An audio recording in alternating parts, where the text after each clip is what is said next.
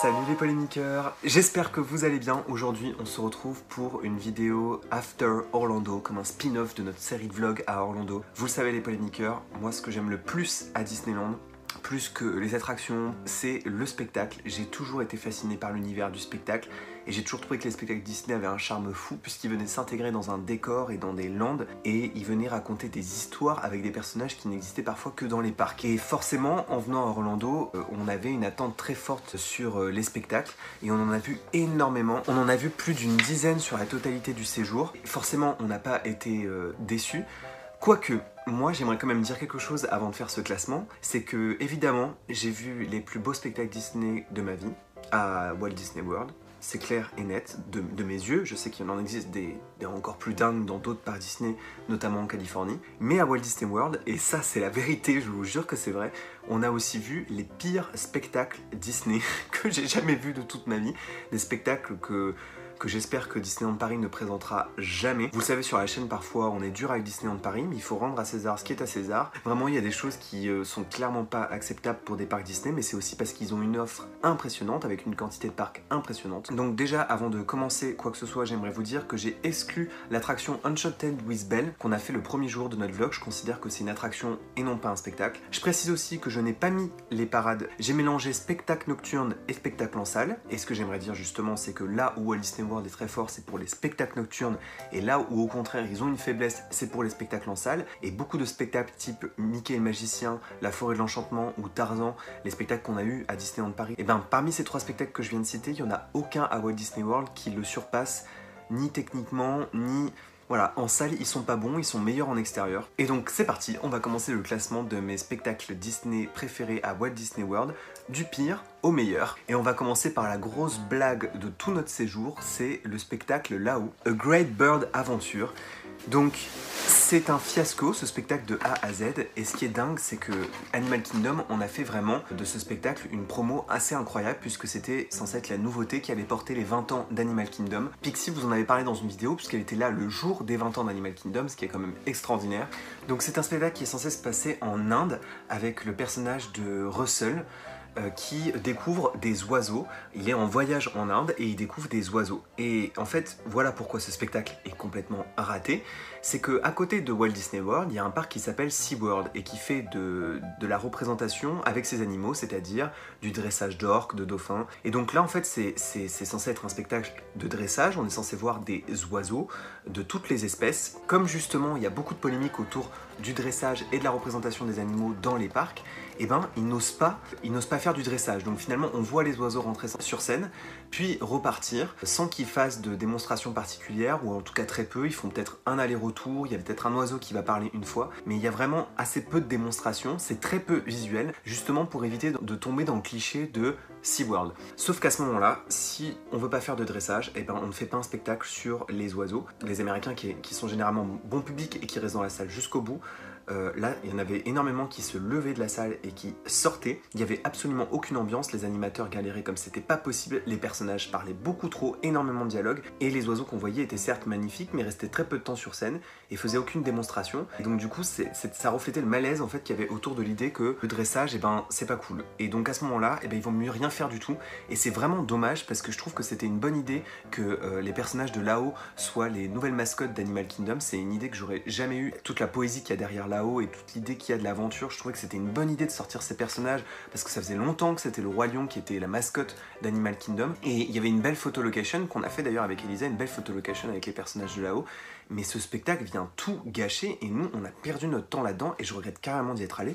Donc franchement les polémiqueurs, si vous allez à Animal Kingdom et même si vous aimez les oiseaux, n'allez surtout pas voir ce spectacle. Alors le deuxième spectacle le plus nul que nous avons vu, que je place en 13e position, il s'agit de La Petite Sirène, un spectacle sur la Petite Sirène au Disney Hollywood Studios. Je fais une petite parenthèse pour les amateurs de spectacles, je vous conseille d'aller à Disney Hollywood Studios, c'est là qu'il y a le plus de spectacles. Il y a d'ailleurs plus de spectacles que d'attractions à Disney Hollywood Studios. C'était un peu le cas aussi à une époque dans notre studio à nous. D'ailleurs, dans notre studio, il y a toujours énormément de spectacles. Voilà, c'est là qu'il y a les meilleurs spectacles, mais aussi les pires. La Petite Sirène. Le début commençait bien, c'est dommage parce qu'on était sur le bateau du prince Eric. Puis une fois dans la salle, vous êtes sous l'océan. Vous redécouvrez quelques scènes cultes de La Petite Sirène avec des marionnettes, des animatronics et du décor un peu réel.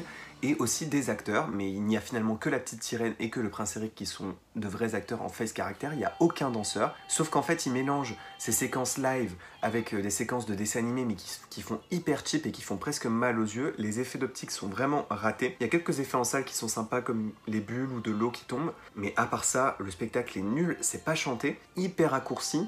Je sais pas, enfin franchement j'ai pas du tout été embarqué par ce spectacle et pareil, si vous êtes vraiment pressé au Disney Hollywood Studios, ne vous y arrêtez pas. Dans la même veine, je vais vous parler du Frozen Sing-Along. Donc ça c'est un spectacle que nous on a eu au moins 3 années consécutives à Disneyland Paris au Chaparral Theater à Frontierland. Donc c'est exactement le même spectacle. Il y a 2 animateurs sur scène qui sont certes très drôles, ils font vraiment de très bonnes blagues, ils font rire le public, sauf que forcément, si vous connaissez le Frozen Sing-Along du Chaparral Theater de Disneyland Paris, ce spectacle ne représente aucun intérêt là-bas et moi j'ai été vraiment déçu parce qu'on m'avait souvent vanté l'ambiance américaine et finalement dans la salle personne chantait. En plus de ça, le décor est pas ouf, en fait ils ont juste un écran géant derrière, quelques sapins, mais c'est pas du tout immersif comme l'était le Chaparral Theater qui était vraiment transformé en forêt de glace et du coup c'est vraiment raté quoi. Nous au moins il y avait quelques effets de surprise, la Reine des Neiges était révélée vers la fin avec l'écran qui se levait, je trouvais que ça tombait un peu à plat ce spectacle. Alors Monstres et compagnie, donc Monstres et compagnie est un spectacle qui se tient au Magic Kingdom, c'est un spectacle sur la thématique du rire et de Monstres et compagnie et le but c'est que le public rigole un maximum pour faire monter la jauge de rire. Donc vous êtes à Monstropolis, vous êtes dans l'usine de Monstres et compagnie et vous devez rigoler un maximum pour aider Sullivan et surtout Bob Razowski à remplir les fameuses sphères de cris, mais là du coup de rire. Le spectacle est vraiment bien fait, ça reprend la technologie de Stitch live, donc en gros il s'agit d'un vrai comédien qui a une voix déformée et c'est la voix de Bob Razowski et il y a plusieurs personnages qui viennent sur scène et qui filment le public et qui font des blagues avec des personnes du public. D'ailleurs j'avais vraiment peur que ça tombe sur nous parce qu'il faut quand même un bon niveau d'anglais pour interagir avec les comédiens. C'était vraiment à mourir de rire, il y avait quelques séquences très drôles, c'est quand même beaucoup mieux fait que Stitch live et le décor est vraiment hyper crédible. En 10e position on a le spectacle de La Belle et la Bête qui était joué avant à Disneyland Paris. À partir de ce moment on rentre dans les spectacles que moi j'ai plutôt bien aimé à Walt Disney World, même si ce spectacle, et ça je l'avais dit aussi en vidéo sur notre vlog de Disney Hollywood Studios, ce spectacle est vraiment cheap. Quelques séquences sont chantées en live, d'autres non. Ce qui est cheap, c'est vraiment les costumes des personnages, les décors qui sont... C'est vraiment dommage parce qu'on est quand même là dans une salle qui est censée être l'équivalent de notre Animagique ou notre Cinémagique, et pour le coup, eux, ils sont vraiment restés coincés dans les années 90. Ce serait vraiment bien qu'ils rénovent ce spectacle de fond en comble pour offrir une scène comme celle qu'on a dans Mickey le Magicien. La scène de La Belle et la Bête dans Mickey le Magicien est tellement plus belle, tellement plus immersive, on s'y croirait, alors que là, en plus c'est en semi-extérieur. Mais bon, ça fait toujours du bien, comme dit Gogo, de réécouter les musiques de La Belle et la Bête, donc le spectacle m'a quand même plutôt plu. En 9e position, je vais vous parler du Tree of Life, c'est l'arbre de la vie qui est situé en plein cœur d'Animal Kingdom. C'est un peu le château d'Animal Kingdom, mais c'est un arbre du coup. Tous les soirs est projeté un spectacle avec plusieurs versions. Donc au moment de la fermeture ou dès que la nuit tombe, l'arbre prend vie et donc en fait dans l'arbre de la vie sont sculptés des animaux et donc les animaux prennent vie. Et si par exemple c'est la biche qui est choisie pour une représentation, et il va y avoir toute une représentation autour des musiques de Bambi, petite séquence musicale très sympathique à regarder au moment où tout le monde sort du parc. Et ce qui est marrant, c'est qu'il n'y a pas trop de monde devant l'arbre de la vie, puisqu'en fait les gens sortent déjà d'un autre spectacle, aucun horaire qui est spécifié, donc les gens sont pris par surprise. Et il existe même un CD des musiques qui passe sur l'arbre de la vie et qui est intégré à l'autre spectacle Rivers of Light. Donc si vous allez sur Deezer, vous tapez Rivers of Light, vous pouvez retrouver aussi du coup le soundtrack qui est utilisé sur l'arbre de la vie au moment où vous quittez Animal Kingdom. Ces musiques sont magnifiques et c'est vraiment très mystique, très poétique, même s'il n'y a rien de très spectaculaire. En 8e position, c'est un peu le même genre de spectacle que celui dont je viens de parler sur l'arbre de la vie. Et je vais vous parler du spectacle Once Upon a Time qui est joué après Happily Ever After sur le château du Magic Kingdom à Walt Disney World. C'est un spectacle qui utilise un tout petit peu de feu d'artifice, mais surtout essentiellement de la projection. Et en fait, c'est Mrs. Spot qui raconte une petite comptine à Zip. Avant d'aller se coucher, elle lui demande qu'elle lui raconte une histoire. Et donc du coup, on passe à travers plusieurs Disney qui sont les comptines qu'elle lui raconte. Je crois que par exemple, il y a Peter Pan, c'est la séquence que j'ai préférée. Il y a évidemment La Belle et la Bête. Ce spectacle est tout mignon. Finalement, il n'y a pas de grande ambition derrière.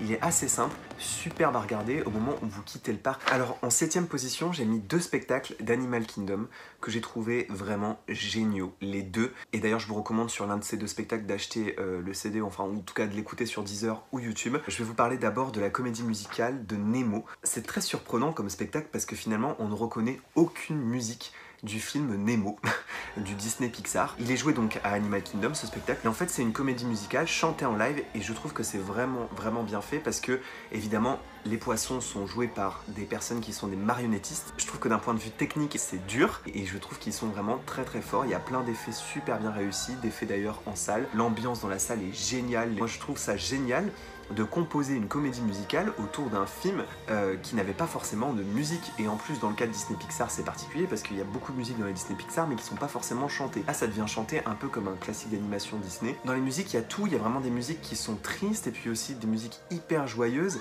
C'est entraînant, on les retient dans la tête. C'est digne d'une comédie musicale qui pourrait être présentée à Broadway, sauf qu'elle est évidemment raccourcie. Elle a sans doute un peu moins de budget, mais c'était génial. J'ai adoré Nemo à Animal Kingdom. À la même position, j'ai mis It's Tough to Be a Bug. C'est un spectacle qui est présenté en continu dans l'Arbre de la Vie. L'Arbre de la Vie est en fait une salle de spectacle. Pour ceux qui ont connu Chérie, j'ai rétréci public à Disneyland Paris, c'est à peu près le même principe, sauf que dans la salle, vous n'avez pas uniquement un écran et du 3D, vous avez aussi des animatronics, des effets qui viennent parfois du plafond, donc des araignées qui vous tombent du plafond, des effets d'eau, de vent, des choses qui viennent vous courir dessus dans le dos. Et j'avais dit dans la vidéo, et je le redis, je pense que c'est ce spectacle-là, 2001 pattes, que Disneyland Paris aurait dû adapter à Discoveryland.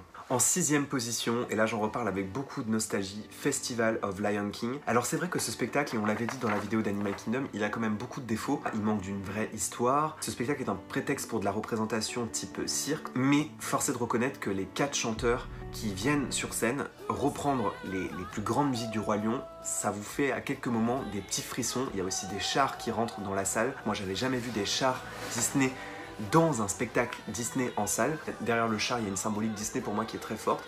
Et puis ça fait toujours plaisir de réentendre les musiques du Roi Lion, c'est vrai. Il y a quelques moments qui sont extraordinaires et qui vous mettent les frissons parce que de toute façon la BO du Roi Lion est exceptionnelle. Et il y a quelques reprises qui sont vraiment bien faites. Mais voilà, le spectacle manque d'une storyline, d'un chouïa d'émotion, et certaines séquences musicales sont trop courtes. En 5ème position, je vais vous parler du spectacle Royal Friendship qui est présenté tous les jours, 2 fois par jour ou 3 fois par jour à Magic Kingdom devant le château. Ça c'est un spectacle qui est une tradition Disney qui vient présenter les nouvelles princesses Disney. Donc nous dans le spectacle qu'on a vu, on a vu évidemment Frozen, on a vu Réponse et La Princesse et la Grenouille. D'ailleurs Tiana de La Princesse et la Grenouille était dans une tenue que j'avais jamais vue sur scène, et son prince pareil était dans une tenue assez étonnante. J'ai trouvé ce spectacle extraordinaire, les musiques sont géniales. Le spectacle est modifié d'ailleurs du coup pour la saison d'Halloween. Nous on a écouté la musique Vive la Vie qui avait été composée pour Disneyland Paris. Il y a une ambiance de dingue. Ce spectacle met le feu et il est censé démarrer votre journée à Magic Kingdom dès qu'il y a les musiques des classiques d'animation avec les princesses.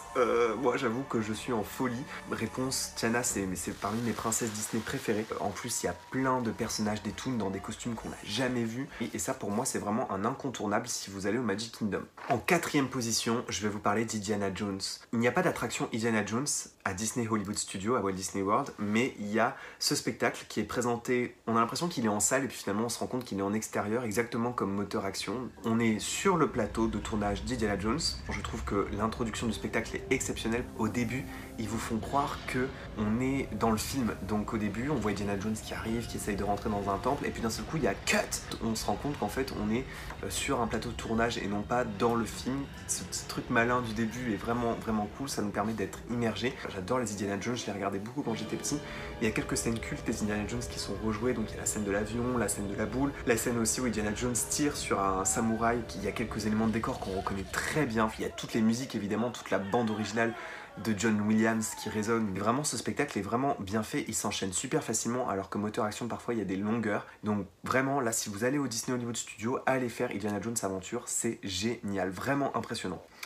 En 3ème position, on va parler du spectacle que je n'arrête pas d'écouter en ce moment en boucle, Rivers of Light. Donc il s'agit simplement d'un spectacle qui est donné dans la partie asiatique d'Animal Kingdom.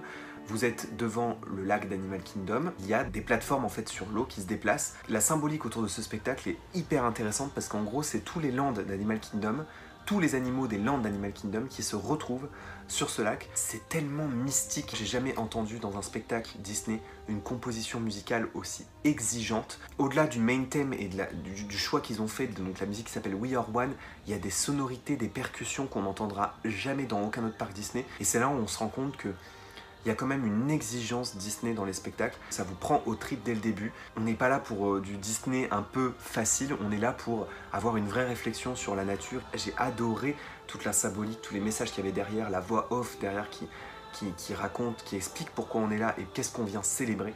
C'est vrai que nous, en fait, on a eu le spectacle de manière un peu incomplète, je l'ai vu sur YouTube, mais comment ne pas être ébloui devant une telle composition musicale et devant des effets visuels très réussis. C'est vrai qu'il y a beaucoup de projections, chaque nimbus était autonome et avait la capacité de projeter des images, donc ça rend l'immersion encore plus grande, et il y avait des murs d'eau mais gigantesques derrière en fond. Enfin franchement, mais une pépite ce spectacle, une pépite. En deuxième position, et là peut-être que vous allez être surpris les polémiqueurs, parce que moi j'avais dit sur cette chaîne que mon spectacle préféré était Fantasmique. Oui, mon spectacle préféré est Fantasmique, mais celui que je regarde en boucle et que j'écoute non-stop, c'est la version californienne qui est donnée à Frontierland, à Disneyland en Californie. Je trouve que la version d'Orlando est un peu bizarre, parce que d'abord, le décor de Fantasmique à Orlando est une reproduction d'un Frontierland alors qu'on est au Disney Hollywood Studios. Et ensuite, Elisa l'avait dit d'ailleurs dans notre review le soir même, il y a une séquence qui est vraiment ratée, qui est celle des bulles. Donc pendant très longtemps, il y a une projection avec des bulles et puis il se passe rien sur scène. Cette séquence était un peu ratée, mais au-delà de ça, c'est quand même tout ce que sait faire Disney. Que des personnages qu'on a envie de voir, ça mélange la présence sur scène, des projections, du feu d'artifice. En même temps, la musique, c'est tellement années 90, ça le rentre tout de suite dans la tête. Et d'ailleurs, moi j'avais regretté que le soir de la Mouse Party à Disneyland Paris, ils aient pas mis la musique de Fantasmique et qu'on n'ait pas vu Mickey dans la tenue de l'apprenti sorcier, parce que pour moi ce spectacle a enfin donné à Mickey une envergure qu'il n'avait pas quand il est en haut de la montagne. Mickey a atteint son statut d'icône dans ce spectacle dans les années 90 et c'est vrai que cette musique et ce spectacle manquent à Disneyland Paris. Il aurait dû être là pour moi à l'ouverture de Disneyland Paris et j'ai vraiment hâte un jour d'aller voir la version californienne de ce spectacle, et pour moi ça en fait une des meilleures réussites de Walt Disney World. Et enfin, on termine avec le spectacle qui m'a vraiment le plus marqué, qu'on a vu 2 fois à Walt Disney World. Il s'agit de Happily Ever After, qui est un tout nouveau spectacle. Ce spectacle, c'est pour moi une évolution parfaite de ce qu'était Disney Dreams. Il y a toute une métaphore autour du château, donc en fait le château est le personnage principal de l'histoire. Le spectacle démarre avec une serrure et nous on est là pour unlocker the magic, donc pour déployer la magie, et donc la magie va sublimer le château mais va aussi le détruire à plusieurs moments. Le main theme est exceptionnel, le main theme de Happily Ever After est juste génial. En fait il y a tout dans ce spectacle, il y a vraiment tout, des séquences musicales hyper réussies, un show à l'américaine hyper impressionnant, il y a quand même la fée Clochette qui s'élance du château à la fin. C'est ce que j'avais aimé avec Disney Dreams quand j'avais quitté le parc pour la première fois, quand je l'avais vu. C'est voilà, on se donne rendez-vous devant le château pour célébrer Disney et ce que doit être Disney. Happily Ever After concentre tout ce que Disney doit être en fait dans un spectacle. Il est vraiment extraordinaire, ça pour moi c'est le spectacle que vous devez faire si vous allez là-bas. Il est hallucinant, l'ambiance est juste incroyable. Je sais pas quel genre d'adjectif je pourrais encore rajouter pour le décrire, donc c'est pour ça que je vous invite à aller le voir de vos yeux. Je l'avais beaucoup vu sur YouTube, mais en vrai force est de reconnaître qu'il est exceptionnel. Donc voilà les polémiqueurs, je sais pas si vous êtes d'accord avec mon classement, n'hésitez pas à me dire si les spectacles que j'ai classés vous plaisent ou pas. Ce voyage à Walt Disney World était extraordinaire et j'espère que du coup j'irai en Californie voir les autres spectacles Disney dont j'ai rêvé. N'oubliez pas de rêver votre vie en couleur, c'est le secret du bonheur. Bye.